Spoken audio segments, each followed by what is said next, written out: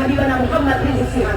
Terima kasih FPI. Terima kasih LSM yang mencintai bangsa Indonesia.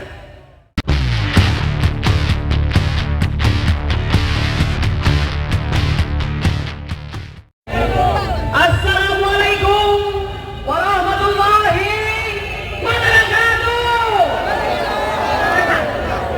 Merdeka! Merdeka! Merdeka! Inna lillahi wa inna ilaihi rajiun. Saudara-saudaraku sebangsa dan setanah air, hadis dari At-Tirmidzi, Rasulullah Shallallahu Alaihi Wasallam bersabda bahwa merupakan jihad yang paling utama adalah mengatakan yang benar di hadapan penguasa. Setuju? Harus setuju, karena itu adalah kata-kata Rasulullah yang kita cintai. Saudaraku sekalian, kami ingin beribadah tadi ya. Saya belum masuk ini ke persoalan. Anda perlu mengetahui terjadi peristiwa di masjid itu. Konon katanya masjid itu adalah milik dari kementeriannya Bapak Sandiaga Uno. Orang yang 5 tahun lalu kami ini adalah daihatnya, yang membela Prabowo dan Sandiaga Uno. Ya, drama terjadi. Siapa sangka 5 tahun kemudian kami harus memanjat ya pagar daripada masjid tersebut hanya untuk beribadah. Ya, nanti tinggal tunggu beritanya aja nanti ya. Siapa tahu berikutnya dia mau diviralkan. Saya ingin mengatakan saya muak ya, melihat aparat dengan kesombongannya menjagai masjid dan tidak memperbolehkan kami beribadah.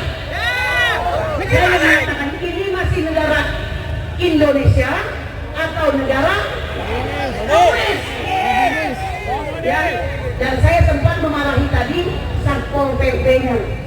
Apa saya katakan? Gunakan seragam Anda, berdiri Anda di sana, buka gerbang, kami mau sholat, kami mau mendengarkan pengumuman, tapi kami ingin tetap melaksanakan ibadah. Betul? Maka itu sekalian, inilah yang kami khawatirkan, inilah yang Bapak Tanjung khawatirkan, Pak Saidu khawatirkan, Pak Buyung khawatirkan, Pak Marwan Batubara khawatirkan, dan Kormat kami khawatirkan, Ibu Ida khawatirkan. Ada suatu masa ya, yang disebutkan oleh Rasulullah juga, ikuli halin ibadah, ikuli halin muamalah. Setiap masa itu ada ibadahnya, setiap era itu ada penyikapannya. Tapi saya tidak pernah bermimpi harus bersikap di hadapan aparat yang seharusnya mengayomi, melindungi, dan melayani masyarakat. Dengan penuh kesombongan, kami harus manjat dulu baru bisa sholat. Jadi saya berketahui ya, Bapak sekalian, Anda tadi bisa sholat, itu berkat seorang ibu-ibu manja. Ya, oke? Untuk ibu-ibu yang tadi, semoga Allah catat sebagai ibadah ya. Karena akibatnya semua orang bisa sholat tadi. Baik, sekarang masuk yang kedua. Bapak Ibu sekalian, saya tergabung dalam THN ya. Jadi suka tidak suka, saya pasti bicara soal hukum.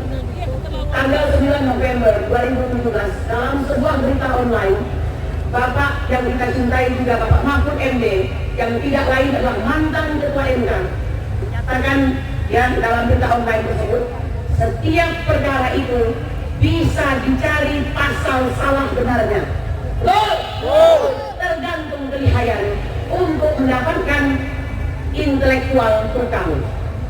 Siapa intelektual tukang itu? Intelektual tukang itu bisa jaksa, bisa polisi, bisa hakim, atau kami yang berperan sebagai pengacara. Tergantung Anda ingin mengambil peran itu atau tidak. Beberapa hari ini kita asli untuk memberi kekuatan kepada MK. Betul?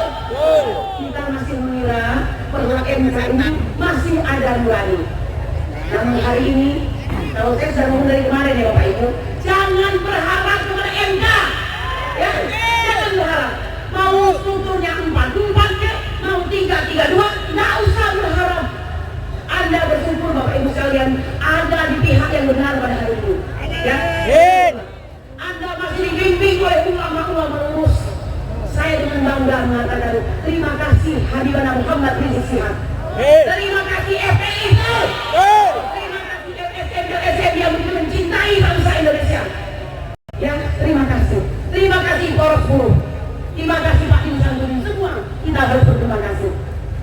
Ya, jadi saya ingin mengatakan jangan pernah berharap kepada manusia, pasti kecewa. Refli Harun sendiri dalam salah satu yang pernah mengatakan apa? Bahwa di hadapan para hakim MK tersebut ada keselamatan, kesejahteraan, tapi juga ada tekanan. Dalam salah satu podcast ya bersama Bambang Wijayanto kalau tidak salah, Bapak Hamdan Zulfa menyampaikan sudah ada yang diancam akan ditembak. Ya, nah oleh karena itu tidak ada yang salah Bapak Ibu. Perjuangan memang seperti itu. Yang salah hanya satu. Mereka tidak cukup kuat. Mereka tidak cukup berani. Mereka tidak memilih sebuah jalan menyelamatkan bangsa Indonesia. Saya ingin mengatakan Bapak Ibu sekalian, mengapa kita ikut pemilihan? Karena pemilihan umum itu adalah radical breakthrough. 10 tahun Jokowi yang ada adalah kerusakan di bidang hukum, di bidang ekonomi, tipu menipu, betul atau tidak? Habiskan sumber daya alam, impor besar-besaran, pecah belah anak bangsa. Oleh karena itu tadinya kita berharap bahwa pemilu ini akan menjadi radical break, di mana dia berhenti dan tidak lagi berkuasa. Saya ingin pemimpin satu yang tidak jual negara. Saya ingin pemimpin yang setia. Saya ingin pemimpin yang takut akan Allah, takut akan Rasulnya, tapi cinta kepada kami. Saya ingin pemimpin yang tidak suka bohong. Saya ingin pemimpin yang tegakkan hukum. Hari ini orang yang dulu kita bela memenangkannya. Inilah ramanya Allah. Nah, oleh karena itu saya mengatakan belum berakhir ya. Saya menguatkan diri saya sendiri, belum berakhir. Tetap berada di jalur komando ulama. Mengapa saya perlu tekankan ini? Kalian dahulu sedikit ya, sejarah bangsa Indonesia ini dan sejarah dunia. Semua jenderal-jenderal besar yang gagah perkasa, gagah berani dan takuti, ketika akan terjadi peperangan pasti akan lari kepada ulama. Mengapa? Karena dalam peperangan akan terjadi pembantaian, pembunuhan berdarah-darah, sehingga seorang jenderal yang hebat pun membutuhkan kekuatan dari ulama. Tapi apa yang terjadi?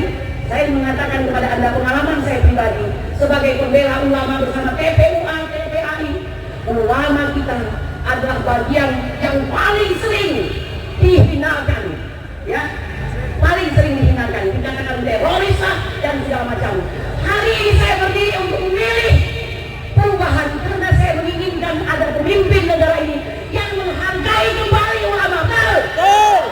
Pemimpin yang tidak akan menghabiskan sumber daya alam, karena hidup ini bukan untuk hari ini. Ada anak cucu kita, rakus sekali kau, ya, mohon maaf, si asam sulfat itu, asam lebur atau asam sulfat itu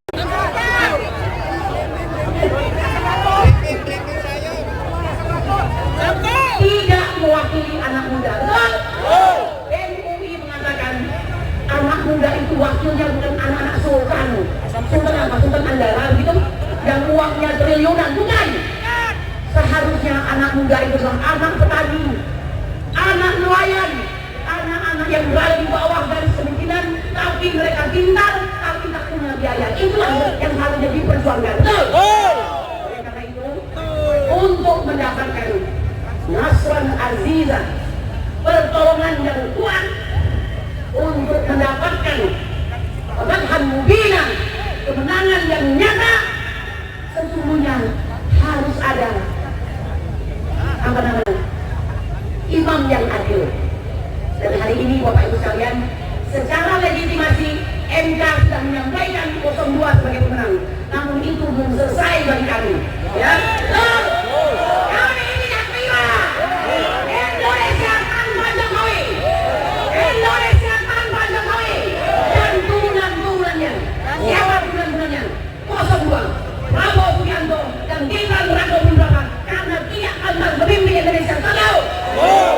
Kalian tunggu, berdoa, tenang, sabar, insya Allah kita tetap menang. Karena yang menang itu adalah tetap berada dalam kebenaran dan kesabaran, sebagaimana nasihat dari Habibina Muhammad SAW.